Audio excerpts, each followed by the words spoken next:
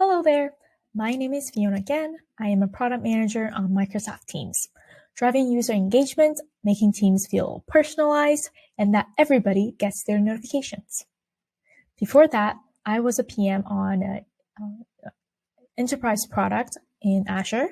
And before that, I was a marketing intern at Amazon while pursuing a bachelor's in engineering at the University of Toronto. So, since we're talking about interviewing and onboarding to a new PM job during the pandemic, I think I have enough street creds on this because I started prepping in January of 2020, got an offer in May, and started in June. So if you're going through the same thing and maybe impacted by a hiring freeze, or if you have visa issues like I did, I feel you. I've been there not long ago and it was stressful. We can't change the fact that recruiting is now 100% virtual. Everyone's mental and physical health has taken a toll, and the world just seemed to be in chaos since 2020. But I want to reassure you that this is doable. You will find your dream PM job during this trying time, and I'm here to offer some help. So, for today's webinar, I will walk you through how I prepared for PM interviews, the tools and resources that helped me, how I balance studying and a full-time job during the lockdown, tips I have for virtual interviews, and what I did while onboarding to the new team that gave me a great start. I will also share the frameworks I use for answering PM interview questions and having effective one-on-ones with my new team. So be sure to stay tuned for those at the end. To set the context, I'll share my timeline. I wanted a change in the new year. So I started reading books like Cracking the PM Interview and Decode and Conquer, but passively, because I had an important project going on at work, which took most of my time, and I was unsure about what exactly I wanted to do next. Then in February, I started scheduling mock interviews with people in the PM community almost daily. I had a few first rounds and virtual on-sites in March and was dealing with some visa issues at the same time. Not fun. I got some rejections and was told there was a hiring freeze in April. I packed up and moved apartments in the beginning of May, went through more on-sites, and finally got an offer. Then I took some time off between jobs and started in June. Now I've been on the team for almost a year, and I'm certain that I've made the right call then. Studying for interviews. There's a ton of great resources on this topic already. I won't cover everything, but I'll share what worked for me during this unprecedented time. If you're like me, who has been working as a PM or even new to PM, you should know that PM interviews are not the same as what you do on the job. So I recommend brushing up on what skills will be tested by reading books such as Cracking the PM Interview and Decode and Conquer, and pay close attention to the frameworks suggested for answering questions.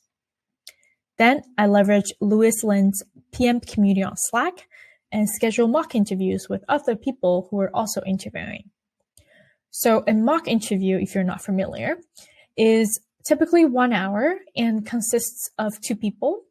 You get asked a question by your partner and you have about 25 minutes to respond. After you're done, your partner tells you how you did for about 5 minutes, and then you two swap. And you ask your partner a question and give feedback at the end. This turned out to be the single most effective method to get interview practice. If you can only do one thing, I recommend this. If you're not ready to put yourself out there, start doing interview questions on your own. The PMinterview.com and Glassdoor and the books that I mentioned are great sources for questions. My pro tip here is to use a notebook and pen for these interview practices. I like notebooks because I can write the points that I would say, draw UI wireframes or mind maps, and do simple calculations all on the same page. I find that this closely mimics what happens during the real interview, where I'd be asked to show my wireframes to the webcam. And however, if you're more comfortable with tablets, those are great options too. An important thing to remember when you're practicing on your own is 1, talk out loud, and 2, time box yourself. At the beginning, it's okay to take more time to think about a product design question in silence just to ramp up. But keep in mind that you need to communicate your thought process throughout the interview so they know where your head is at. Secondly, conveying your thoughts succinctly takes practice. So set a timer, identify where you tend to ramble, and take some time to rephrase and wordsmith it, and practice saying the new bit next time. When you're practicing with others, Calendly is a great tool for scheduling mock interviews. If you find a partner who is committed, gives great actionable feedback, and is generally pleasant to talk to, grab onto that person and ask nicely for recurring mocks like once or twice a week. I was lucky to have found a few, and we both could see our progress week after week. As you do these mock interviews, you will encounter many types of questions. I made a library and picked out the ones I liked and asked them to my partners.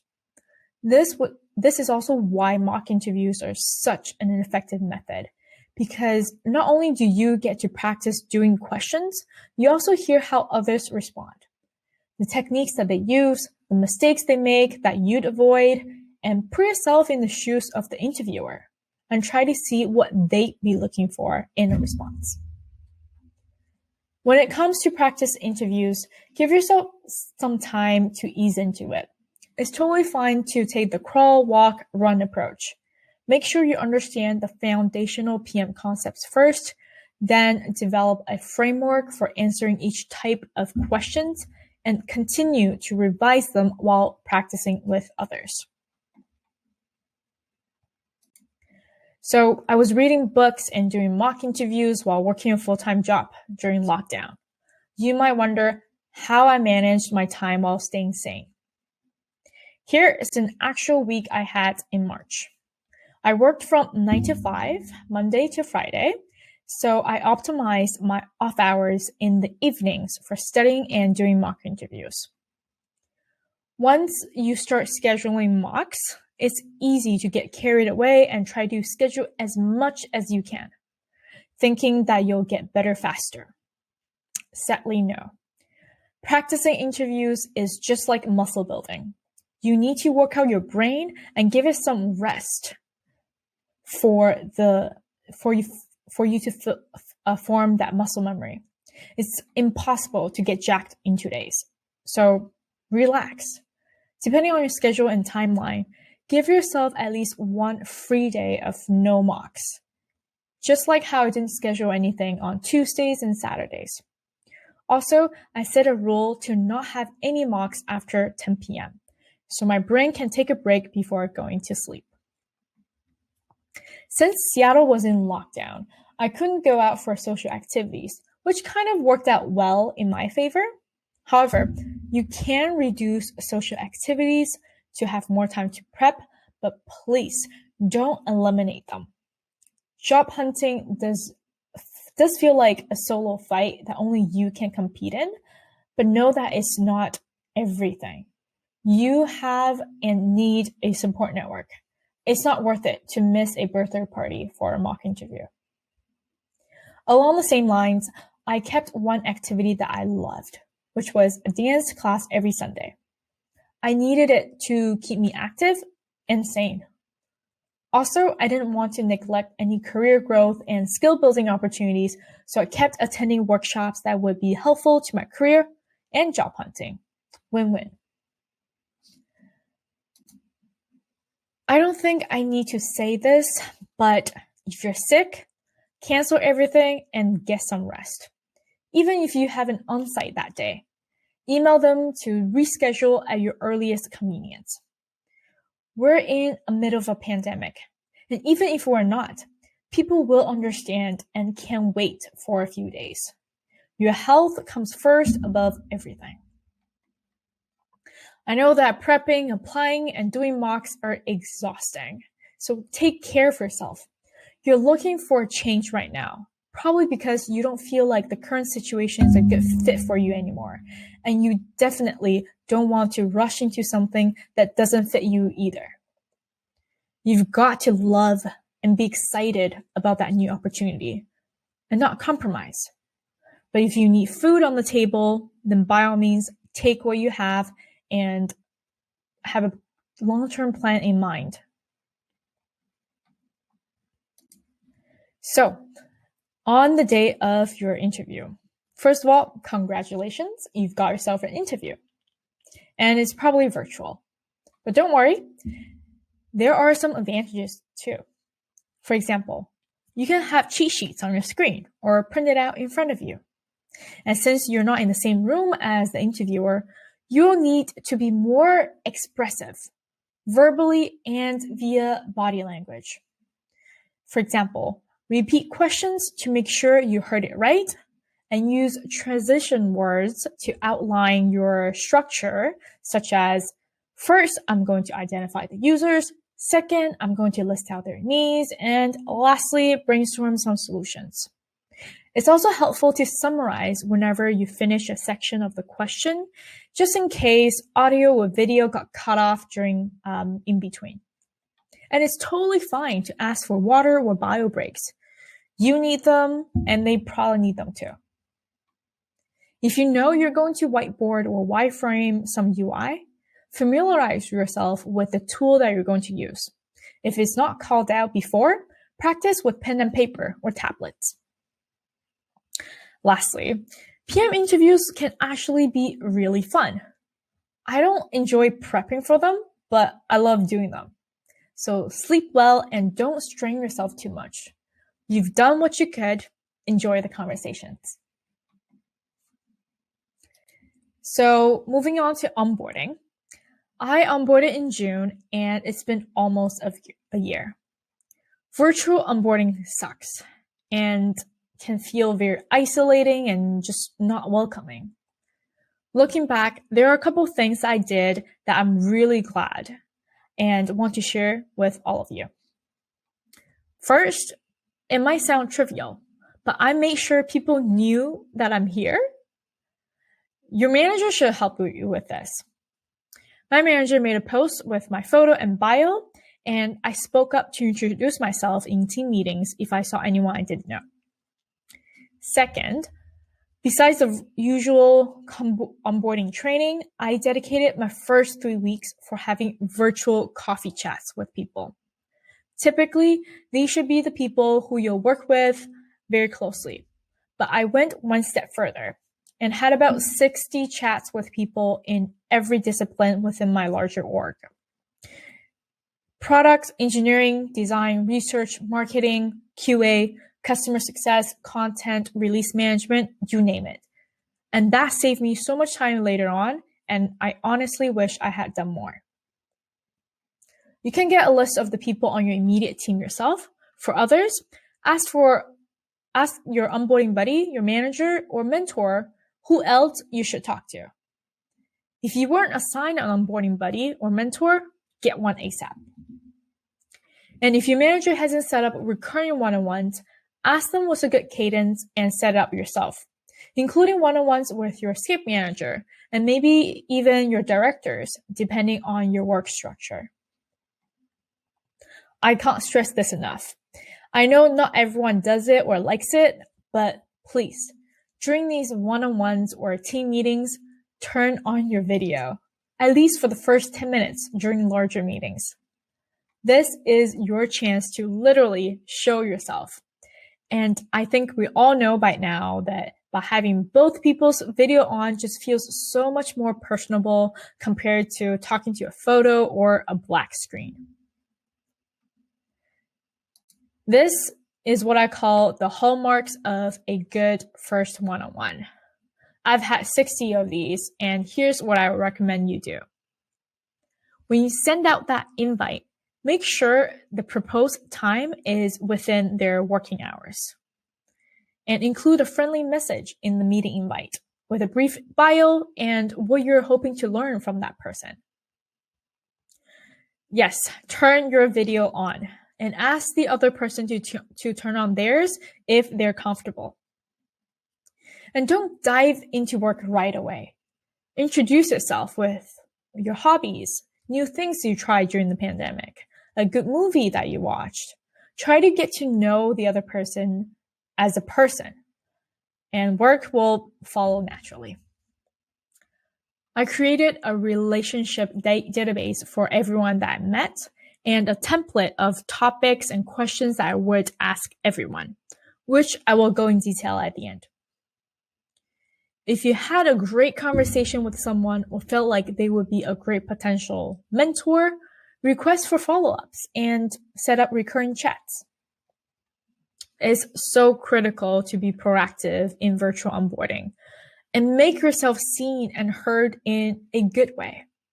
People do enjoy seeing new faces, but they're just so tired from all these serious meetings all day. So be a little bit extra delightful if you can, and exude positive energy when you meet them for the first time. A good impression will go a long way. Lastly, join boot camps, communities, or hobby clubs sooner than later, so you can quickly meet more people outside of your team and start building a support network. When you're onboarding, also remember that you're evaluating this new opportunity. Pay close attention to the team culture, product and interest fit, growth potential, and how are people saying about this team. I think it's wise to keep a logical mindset during your honeymoon period. Now, moving on to the frameworks I used for product design questions and setting up one-on-ones with my new team. For product design questions, Louis Lin talks about the circles framework in detail in his book, and I think is super useful.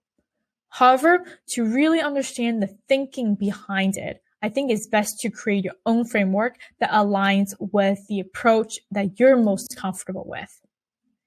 Here is my 10-step framework for a product design question inspired by the circles method.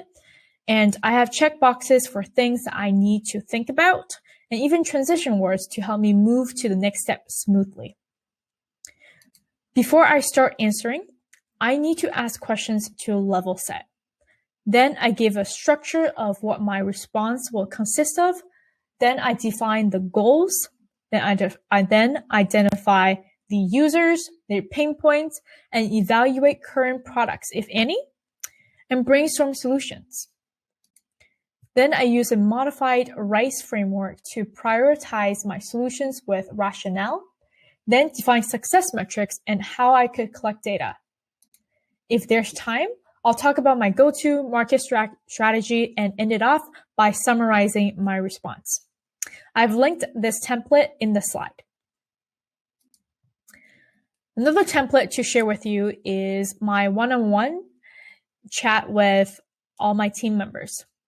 I find it super helpful to have a list of questions handy when going into a one-on-one, especially if I'm meeting that person for the first time. This template populates that automatically and reminds me to do some homework on that person by looking them up on LinkedIn. Also, by asking these same questions to everybody, such as what is your favorite feature in Teams, or what would you like PMs to change, I was able to get a pool of data on where people stand in terms of the product and team dynamics, and what I can do better, and what I can do to make both better.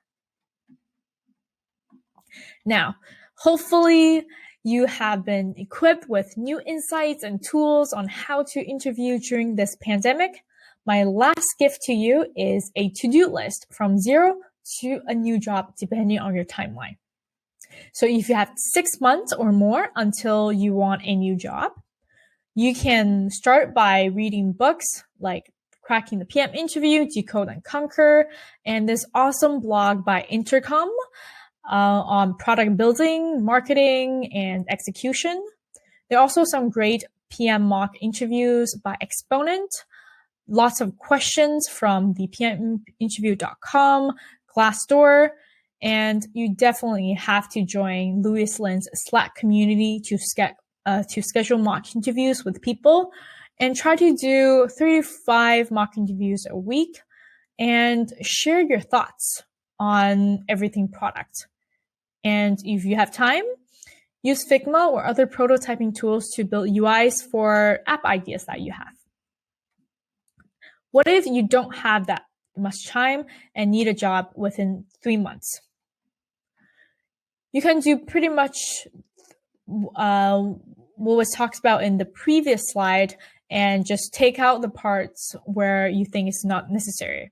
Here, I recommend focusing on practicing mock interviews with the PM community and reading the 2 books to familiarize yourself with the concepts once again, and do 5 to 7 mock interviews a week.